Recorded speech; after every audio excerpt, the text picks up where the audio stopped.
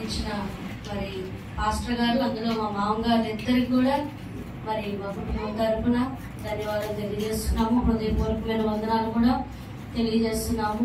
మరి యొక్క దినము మరి మీ అందరికీ కూడా తెలుసు, మా అమ్మగారి యొక్క మరణ దినము 2019 మరి మే 2023 ఆమె మరి ప్రభు నందు నిద్రించి ఉన్నది.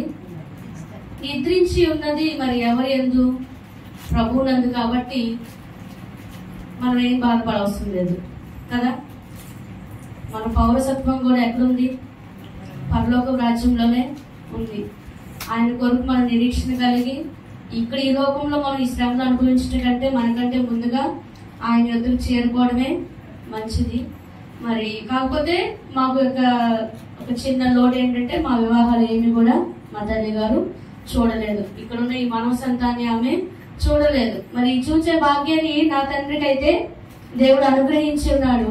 మరి మా కొరకు మరి ప్రభు అయిన దేవుని దగ్గర ఆమె ఇంకాను విజ్ఞాపన చేస్తుందనే మేము అనుకుంటున్నాం. మా యొక్క జీవితాల గురించి, మరి మా యొక్క పరిచర్య గురించి ప్రభు యొక్క మొరపెడుతుందనే మేము అనుకుంటున్నాము.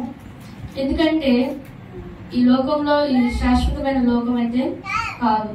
మరి మా అమ్మగారు మా నాన్నగారు ఎంత పరిచర్య చేశారో కొంతమందికి తెలియకపోవచ్చు, కానీ చాలా మందికి వాళ్ళతో ఉన్న అనుభవాలు ఇప్పుడు పాట పాడిన మా ఇసుక అంకులకైతే బాగా తెలుసు, మా దేవదానం గారికి తెలుసు, అందరికీ తెలుసు వారు ఎంత పరిచర్య చేశారు. మరి మేము మరి ఆమె యొక్క మరణమును జ్ఞాపకం చేసుకుంటూ ప్రభువుని మనం స్తుతించే వారమై ఉండాలి. ఎల్లప్పుడూ మనం ప్రభువుని స్తుతించే వారమై ఉండాలి. దేనిని గురించి కూడా మనం చింతించకుండా మరి ఈ లోకమందు శ్రమలు అనుభవించడం కంటే మనం మరణించడమే మరి చాలా ప్రాముఖ్యమైనది. ఎందుకంటే రాకడ సమయంలో ఎవరైతే విడవబడతారో, ఎవరైతే ఎత్తబడతారో మనకైతే తెలీదు. మరి మా అమ్మగారి విషయంలో నేను ఒకటైతే చూశాను. మనం ప్రార్థన చేసుకునేటప్పుడు ఎప్పుడు కూడా మనం అది కావాలి ఇది కావాలని కాదు, కానీ పశ్చాత్తాపం పొందుకునేది. ఈ దినమందు నేను చేసిన పాపములు ఏమైనా ఉన్నాయేమో, ఈ వారం ఈ నెల నా ఎడల కానీ నా కుటుంబం ఎడల కానీ మేము నీకు ఆయస్కరంగా ప్రభు మేమేమైనా చేసి ఉన్నాము. తెల్లవారుజామున కానీ రాత్రి పడుకునేటప్పుడు ఆమె మూలుగులతో ప్రార్థన చేసేది. ఆ ప్రార్థన మాకు దీవెనకరంగా, మా కుటుంబానికి రక్షణకరంగా మారింది. అదే విధంగా ఆమె డయాలసిస్ లో ఉన్నప్పుడు కూడా తను ఎంతగా బాధపడుతుందో, ప్రభు నాకు ఎందుకు, నేను ఏం పాపం చేశాను, నాకు ఈ శిక్ష వేశావు, నన్ను క్షమించు. ఆ క్షమాపణ కోరుకునేటట్టుగా దేవుడు చేశాడు. మామూలుగా యాక్సిడెంట్ ద్వారా గాని ఇంకొక ద్వారా గాని ఏదైనా మరణం మనకి సంభవిస్తే ఆ క్షమాపణ అడిగే భాగ్యం మనకి ఉండదు. క్షమాపణ అనేది ప్రభు నందు మనం కోరుకోవాలి. ఈ మంచాన పడి అలా నలుగుతా లేదా ఒక శ్రమల కాలం మనం కొంత అనుభవించాలి. అప్పుడే కానీ ప్రభువు తన యొక్క విలువను మనం తెలుసుకోగలుగుతాము. మన పాప స్థితి అంతా ఒప్పేసుకుంటే చక్కగా ఆయన దగ్గరికి వెళ్ళి విశ్రాంతి మనం పొందుకుంటాం. అట్లాంటి భాగ్యం మధ్య నా తల్లి పొందుకుంది. ఆమెకి దేవుడు మరి ముందుగానే తెలియజేసి ఉన్నాడండి. ఆమెతో ఎక్కువగా నేను డయాలసిస్ లో ఉన్నప్పుడు మేము ముగ్గురం కూడా స్పెండ్ చేశాము. అయితే తమ్ముడు చెల్లి మటుకు మెడిసిన్స్ కి వాటికి వీటికి తిరుగుతూ ఉండేవాళ్ళు. నేను అమ్మని అట్లాగే దగ్గర పెట్టుకుని ఉండేదాన్ని. ఇంకా అమ్మకి నెక్ దగ్గర డయాలసిస్ అనేది ఇంకా ఆమెకి సెట్ అవ్వట్లేదు, తొడకి చెయ్యాలి అని అన్నారు. తొడకి నీళ్లు ఎక్కించాలి, అమ్మ వెళ్దాము మనము అని అన్నప్పుడు ఆమె చాలా నీరసంగా ఉండి చెప్తుంది, ఇప్పుడు ఫస్ట్ మెడ అయిపోయింది, ఇప్పుడు తొడక అంటున్నారు, తర్వాత ఇది కూడా అవ్వదు, తర్వాత గుండెకి అంటారు, ఇక మీరమ్మ నువ్వు వచ్చా అంటాడు యేసు ప్రభు అని నాకు ఇట్లా చెప్పింది. నీకు ఎవరు చెప్పారు ఇప్పుడు తొడది ఫెయిల్ అయిపోద్ది తర్వాత గుండెకి వేస్తామని నీకు చెప్పారా డాక్టర్ ఏమైనా వచ్చి అని అడిగాను. కాదు చూడు ఇదే జరిగిద్ది అని చెప్పి ఆమె ఇంక తొడకి నీళ్లు వేపించుకోవడానికి వెళ్ళింది. ఆ వెళ్ళడమే ఇంకా ఆమె అక్కడి నుంచి తను ఇంకా ఐసీయూలోకి వెళ్ళిపోయింది.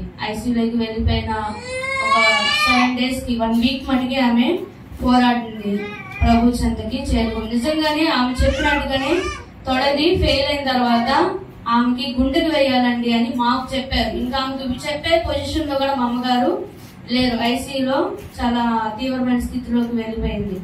నేను అప్పుడు అనుకున్నా, ప్రభా నువ్వు ఏం చేయబోతున్నావు నా తల్లికి ముందుగా నువ్వు తెలియజేశావు.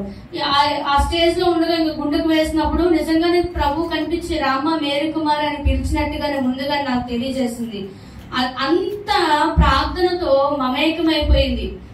ఆమె పరలోక ప్రార్థన చేసిందంట. మా అత్త మేనత్త మా అమ్మకు పరిచయం చేయడానికి వెళ్ళినప్పుడు లోపలికి వెళ్ళి అత్త పరిస్థితి ఎలా ఉంది, ఒక్కళ్ళే ఎలా చేస్తారు, నేను ఎలా ఉంది అత్త అంటే, మీ అమ్మ పరిశుద్ధ పరిశుద్ధ పాట పాడుకుంటుంది. నేను వెళ్ళేసరికి పరలోక ప్రార్థన చెప్పి ఆమె అంటుంది. ఏంటి వదిన ప్రార్థన చేస్తున్నామండి, ఇప్పుడే మాస్టర్ గారు వచ్చారు. చూసారు ఆమెలో ఉన్న ఆలాపన అదంతా కూడా దైవ ఆధీనంలోనే ఉంది. ఆమెకి జరుగుతున్న అంతా కూడా తెలుస్తూనే ఉంది. కాకపోతే మనకి ఎక్స్ప్లెయిన్ చేయడం ఆమెకి తెలియదు. ఈ యొక్క మరణము మేమైతే ఈ లోకానుసారంగా అయితే కొంత బాధాకరమే గాని దేవుని దగ్గర ఆమె శాశ్వతమైన జీవితాన్ని గడుపుతుందని నమ్మచ్చు. మరి అటువంటి మరణము మరి దేవుడు ఆమెకు అనుగ్రహించి ఉన్నాడు. తన పాపను ఒప్పుకునే సమయాన్ని మా అమ్మగారు ప్రభువు అనుగ్రహించి ఉన్నాడని నేను నమ్ముచున్నాను. మరి కొద్ది మాటలు మరి దేవుని పరిచర్యలో కూడా నన్ను మరి నా తమ్ముడిని చెల్లిని అందరినీ కూడా విరివిగా బలంగా దేవుని పరిచర్యలో వాడబడాలని, నా తండ్రికి మంచి ఆరోగ్యము మరి ఉన్న సమస్యలన్నీ కూడా తీరిపోవాలని మీ అందరూ ప్రార్థించవలసిందిగా ప్రభు పేరిట మనం చేస్తున్నాం. పానాన్ని మన్నించి ఈ యొక్క కూడికి మీరందరూ విచ్చేసి ఉన్నారు. అమ్మగారు మాకు నేర్పించిన ప్రార్థన కానీ ఎర్లీ మార్నింగ్ అరుణోదయాన లేచి నీ పిల్లల గురించి ప్రార్థన చేయి అన్న విధముగా ఒక్కోసారి 3ంటికి లేచి ప్రార్థన చేస్తూ ఉండేది. మరి ఒక్కోసారి 4ంటికి లేస్తుంది. ప్రార్థనలలో ఎక్కువ పరిచర్య విధానంలోనే ఉంది. పాస్టరమ్మ గారికి ఒక టీచర్కి ఎలాంటి బాధ్యత అయితే ఉంటుందో, ఒకవైపు సంఘాన్ని చూసుకోవాలి, ఒకవైపు కుటుంబాన్ని చూసుకోవాలి. సంఘంలో ఏదైనా సమస్యలు వస్తే వాటికి సొల్యూషన్గా ఉండాలి స్త్రీలు ప్రార్థన చేసి. మరి కుటుంబంలో ఏమైనా సమస్యలుంటే తన భర్తని ధైర్యపరుచుకుంటూ, తన కుటుంబాన్ని ధైర్యపరుచుకుంటూ ఒక జ్ఞానం కలిగిన స్త్రీలాగా మా అమ్మగారు మాడలో ఉన్నారు.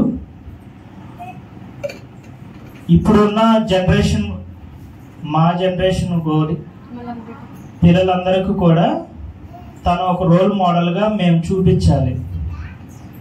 దేవుని యందు భయభక్తులు కలిగి పెరగటం ఎలాగా అనేది మేము వాళ్ళకి నేర్పించాలి. మరి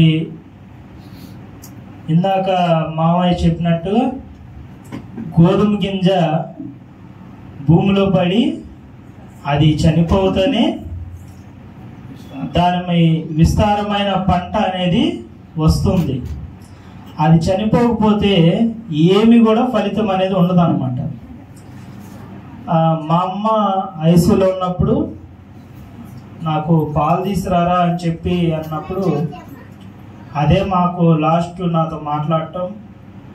మరి నా చేతిలోనే తను చనిపోయింది. మేము అలా బయటకు వచ్చాము. ఆ తర్వాత సిస్టర్స్ హ్యాండ్ ఓవర్ తీసుకోవాలని చెప్పి 1 అవర్ లేట్ అయింది. డాక్టర్స్ డ్యూటీకి ఎక్కేసరికి మా పల్స్ కూడా ఆడకుండా అయిపోయింది. ఆ తర్వాత వాళ్ళు చాలాసేపు పల్స్ అందుకోవటానికి ప్రయత్నించారు, కానీ ఆమె అప్పటికే మరణించిందని చెప్పి డిక్లేర్ చేసి 23వ తారీఖున డిక్లేర్ చేసి చెప్పి ఉన్నారు. ఎక్కువ నేను చదువుకోవాలి, నీకంటూ ఏదో ఒకటి ఉండాలి అని చెప్పి అమ్మ నాకేదో ఒకటి చెప్తా ఉండేది. నా కోసం చాలా ప్రయాసపడింది. ఆమె చనిపోయే ముందు రోజు ఒక 2 డేస్ ముందు మేమందరం హాస్పిటల్లో మోకాళ్ళు వేసి ప్రార్థన చేస్తుంటే, మాకున్న పనులకి నేనైతే ఎప్పుడు బైబిల్ తీయలేదు అప్పుడు ఆ టయాల్లో. కానీ దేవుడు నాతో మాట్లాడిన విధానం కానీ, ఇక్కడ ఇంటికి వచ్చినప్పుడు, అప్పుడు ఇక్కడ చర్చిలో ఉన్నప్పుడు ఇంటికి వచ్చినప్పుడు నాకు దర్శనం ఎలా అయితే కనపడుతుందంటే, ఆ ఇంటి ముందు ఒక టెంట్ వేస్తున్నట్టు, ఐసీ బాక్స్ ఇక్కడ పెడుతున్నట్టుగా వచ్చింది. దేవుడు నాతో ఏం మాట్లాడుతున్నాడంటే, హాస్పిటల్ ఉన్నప్పుడు యోబు గ్రంథము 20 అధ్యాయము 23వ వచనము 22 వచనాలు కూడా వాళ్ళు తమ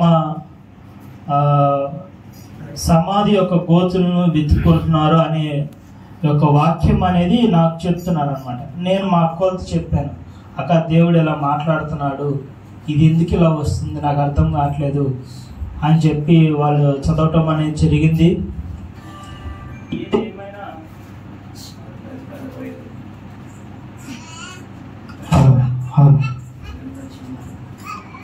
ఏదేమైనా కూడా ఇందాక మామయ్య ఇంకో మాట కూడా చెప్పారు, ఒక కీడు వెనకాల ఒక మేలు అనేది దాగి ఉన్నది అని. మా అందరి బాధ ఏంటంటే, మా అమ్మ మా వివాహాలు చూడకుండానే చనిపోయిందని. కానీ మేలు ఏంటంటే, ఆమె ఎప్పుడు కోరుకునేది, అయ్యా మనం ఇక్కడ కన్నా పిల్లలు కొంచెం చిన్నవారే కదా, వేరే సంఘం ఏదన్నా పెట్టుకుందాం, మనం ఇండిపెండెంట్గా స్టార్ట్ చేసుకుందామని. కానీ డాడీ మాత్రం దానికి ఒప్పుకునేవాళ్ళు కాదు. మా ఎక్కడైనా ఇవే బాధలు కదా, ఎక్కడైనా ఇదే సమస్య కదా అని కొంచెం ఆవిడతో వాదించేవాడు అన్నమాట. అదేవిధంగా ఆవిడ చనిపోయిన తర్వాత 3 సంవత్సరాలు కొంత వేదన మా నాన్నగారు అనుభవించటం అయితే జరిగింది. తను లేకుండా కొన్ని నెలలు ఒంటరిగా ఏడ్చేవాడు. మేము ఎక్కడ బాధపడతామని చెప్పి తనలో తాను బాధపడుతూ మాకెవరికి తెలియకుండా ఉండేది ప్రయత్నం చేసేవాళ్ళు. కానీ మనం పడే బాధ ఎదుటి వాళ్ళకి తెలియదు. నిజంగా డయాలసిస్ అనేది ఎంత నరకం అంటే, స్వయంగా మేము చూసిన వాళ్ళకైతే ఆ బాధ తెలిసింది. డయాలసిస్ స్టార్ట్ చేసే ముందు ఒకటే చెప్తారు, ఎప్పుడు స్టార్ట్ చేసినా హార్ట్ ఎప్పుడు కార్డియాక్ అరెస్ట్ అయ్యింది అనేది ఎవరు కూడా మేము చెప్పలేం. దీనికి యాక్సెప్ట్ అయితేనే మీరు ఇక్కడ సైన్ చేసి మీరు డయాలసిస్కి తీసుకెళ్ళండి ఆ డాక్టర్స్ కానీ టెక్నీషియన్లు కానీ మాతో సంతకం తీపించుకునే వాళ్ళు అనమాట. ప్రతి సంతకం నేనే పెట్టేవాడిని. అంత నరకము అనుభవిస్తున్నా కూడా సంఘంలో పరిచయం చేయటకు ఆ బిడ్డ ఇప్పుడు కూడా వెనకడుగు వేయలేదు. అలా ఉన్నా కూడా ఒక 15 ప్రార్థనలు జరిపించటం అయితే జరిగింది. సంఘంలో తన సాక్ష్యం చెప్పుకోవటం అయితే జరిగింది. దేవుడు నన్ను స్వస్థపరిచాడని. మరలా అదే సంవత్సరంన మరణం అనేది పొందుతుందని మేము ఇప్పుడు అనుకోలేదు. మా కోసం ఆ నీడిల్స్ 5 cc/mm కానీ లేకపోతే ఒక 10 cc నీడిల్స్ ఎంత గుచ్చుతున్నా సరే మా కోసం తను నేను బ్రతకాలనే ఒక ఉద్దేశంతోనే తను ఆ నీడిల్ని అనేది తీసుకోవడం అనేది జరిగేది. ఈ చెయ్యి అంతా కూడా బ్లడ్ క్లాట్ అవ్వటం, అలా మచ్చలు పడిపోవటం అనేది జరిగేది. మీకు భోజనం టైంలో మా చెల్లి ఒక వీడియో చేసింది, అప్పుడు ఆ వీడియో చూపిస్తాము తను ఎంత బాధపడింది అనేది.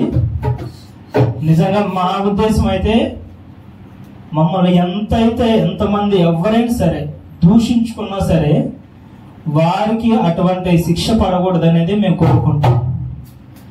మా అమ్మ అనేది ప్రభునందు బాధ అయినా శ్రమ అయినా నాకు ఆనందమే అని అపోస్తుడైన పౌలు చెప్పిన రీతిగా తను చెబుతూ మాకు కారులో మేము ఆమె హాస్పిటల్కి తీసుకెళ్లేటప్పుడు చెప్తా తీసుకెళ్లేదన్నమాట. పాటలు కూడా ఏదైనా రేడియో పెడితే ఊరుకోదు.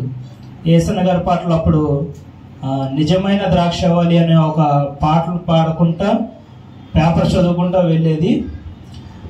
అట్లాగా లాస్ట్ ఇంకా డయాలసిస్ స్టేజ్లో తను బైబిల్ చదువుతా కూడా వాళ్ళ అమ్మగారు ఉన్నప్పుడు నీకేం కాదమ్మా అంటే, లేదమ్మా దేవుడు నన్ను రమ్మంటున్నాడు అని చెప్పి తను లాస్ట్ టైం బైబిల్ చదివినప్పుడు కూడా వీడియో తీయడం జరిగింది.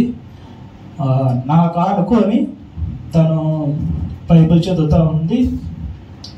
అట్లాంటి స్థితిలో తను మరణం అనేది మా అందరి రక్షణ కొరకే అని మేము భావిస్తూ, మరి ఇంకా చెప్పవలసిన వారు మా మామయ్య గారు ఉన్నారు కాబట్టి ఇంతటితో ముగిస్తున్నాను.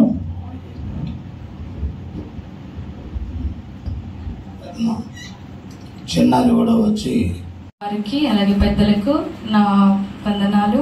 నేను ఎక్కువ సమయం తీసుకోను, దేవదాను అంకుల్కి టైం ఇస్తాను, బాధపడద్దు. నేను ఒకటే చెప్పాలనుకుంటున్నాను. కీర్తనలు 37వ అధ్యాయము 25వ వచనం ఒకసారి చూసుకుందాం. కీర్తనలు 37:25 నేనే చదువుతాను, వినండి పోని. నేను చిన్నవాడినై ఉంటిని, ఇప్పుడు ముసలివాడినై ఉన్నాను. అయినను నీతిమంతులు విడవబడుట గాని వారి సంతానము భిక్షమెత్తుట గాని నేను చూచి ఉండలేదు. హల్లెలూయా. ఈ యొక్క వాగ్దానం ఎన్నిసార్లు జ్ఞాపకం చేసుకున్నా కూడా ఎంతో దుఃఖం వస్తుంది. ఎందుకంటే మా జీవితాలు ఇలా ఉన్నాయంటే కేవలము దేవుని మహాకృప, అలాగే మా తల్లిదండ్రుల యొక్క ప్రార్థనే. మా తల్లి ప్రార్థన, మా తండ్రి ప్రార్థన వల్లే మా జీవితాలు ఇలాగ నిలబడగలిగాయి అంటే మేము సాక్ష్యం చెప్పగలుగుతాము. మా తల్లిదండ్రుల యొక్క ప్రార్థనే. అంతకు మించిన మీరందరూ కూడా ఏదేదో గురించి ప్రార్థన చేయకుండా మీ పిల్లల కొరకు మీరు ప్రార్థన చేయాలి, వారి భవిష్యత్తు కొరకు మీరు ప్రార్థన చేయాలి. ఒక తల్లిగా దేవుడు మనకి ఎంతగానో ఎన్నో బాధ్యతలు ఇచ్చారు. మన బిడ్డల కొరకు ఎట్లా ఉండాలి. మా అమ్మ మాకు మంచి ఎగ్జాంపుల్. గుణవతైన భార్య ఎటు రీతిగా ఉండాలో అట్టి క్వాలిటీస్ కలిగి ఆమె ఉన్నది. మమ్మల్ని పెంచే విషయంలో సేవకునికి, దైవజనులకి సహకారిగా, పిల్లలకి ఒక తల్లిగా, సంఘానికి ఒక తల్లిగా తన పాత్రను దేవుడు తనకిచ్చిన ఆ పాత్రను నమ్మకంగా పోషిస్తూ దేవుని చెంతకు తను చేరింది. కానీ మనం నిరీక్షణ లేని ఇతరుల వలె మనం ఉండకుండా మనకి దేవుడు శుభప్రదమైన నిరీక్షణ ఇచ్చాడు. దానికోసము మనందరం కూడా పాటుపడాలని మీరందరికీ వచ్చినందుకు వందనాలు. అలాగే మా కుటుంబం తరపున మీ అందరికీ నా వందనాలు. Thank you.